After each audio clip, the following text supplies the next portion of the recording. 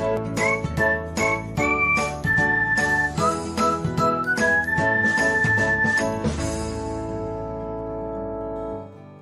everyone, welcome back to another episode of Technologyglance. Today in this video, I am going to guide you through how you can turn on read receipts on WhatsApp. So, let's get started. Watch till the end and don't forget to subscribe to Technologyglance by hitting the subscribe button and press the bell icon so that you will never miss another update. Without further ado, let's get started. Firstly, open WhatsApp app in your device. After that, tap on three dots icon. Next, tap on settings.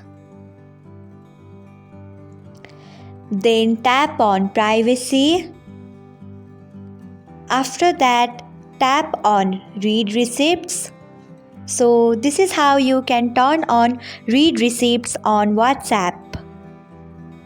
Thanks for watching. If you found this guide helpful, we would love it if you hit the thumbs up button below. We upload great new tech tutorials like this one every day.